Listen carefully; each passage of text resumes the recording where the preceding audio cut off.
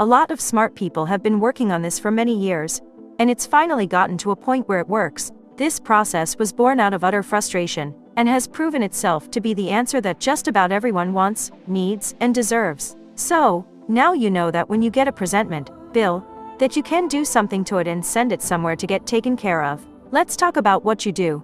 Okay, each payment presentment you get needs to be handled in two different parts. The combination of the two constitutes full and proper endorsement, which allows the IRS to do what it needs to do with it upon receipt. If any aspect of either of the two parts to the endorsement are incomplete or incorrect, it won't work, and you'll have to do it again.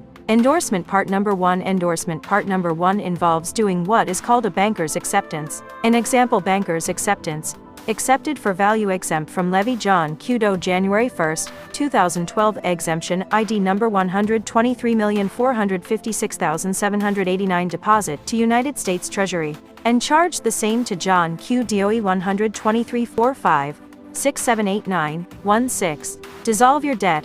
How to use a secret government protocol to reclaim financial health, free of the dark cloud of debt. Of course, that's an example. A real banker's acceptance would include your information, which is key.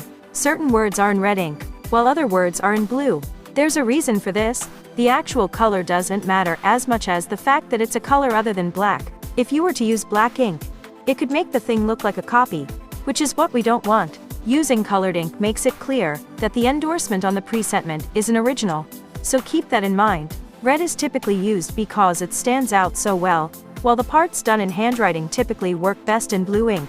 When it comes to your signature, making it evident that it's an original, in wet ink, is essential, because that's the source of all new money, your signature. So, the first line of the banker's acceptance, red ink, says, accepted for value. This indicates that you're accepting the value indicated on the presentment, whether it is $400 or $200,000. The second line on the banker's acceptance, red ink, says, exempt from levy. This indicates that you, the human being, are exempt from these types of claims of financial indebtedness. Remember, this is all part of government protocol, and has been for nearly 80 years. The third and fourth lines on the banker's acceptance, blue ink, say, these two lines are comprised of your blue, wet ink signature, and the date of the endorsement. The entire banker's acceptance can be John Q. Doe, January 1, 2012. 17.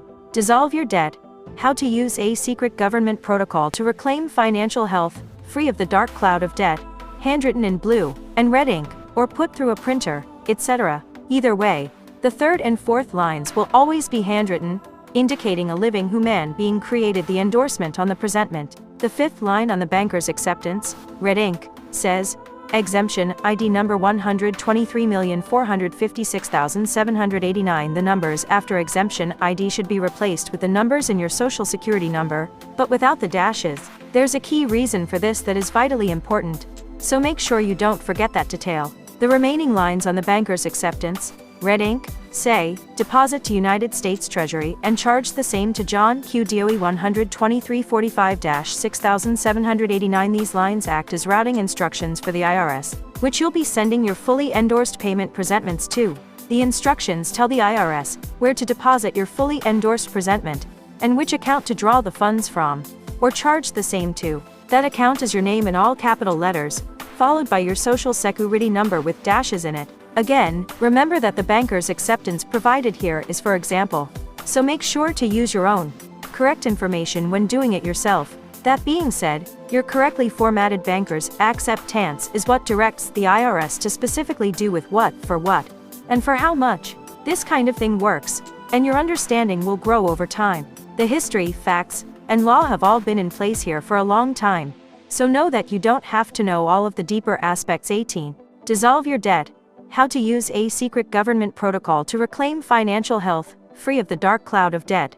To get out of debt, once and for all. Now, endorsement part number 1, whether fully handwritten, stamped, or printed out, will be placed at a 45-degree angle above the coupon, and repeated on any additional sides or pages that have additional writing or printing on it. For example, you might get a cell phone bill, and the first page is a statement at the top, with a coupon at the bottom. It may then have 3 more front and back pages detailing your call history and usage. Each page and side will need the banker's acceptance written or printed on it, always at a 45-degree angle. If you use a printer for the banker's acceptance, Most word processing programs have a rotate feature, so it's simple enough to achieve the 45-degree angle effect. Also, there are many time-saving benefits to using a printer or custom-made stamp, especially if you have more than a few payment presentments to do in one sitting. But remember, the banker's acceptance is only 1/2 of what needs to be done to each presentment in order to consider it fully and properly endorsed and ready to be sent to the IRS for payment.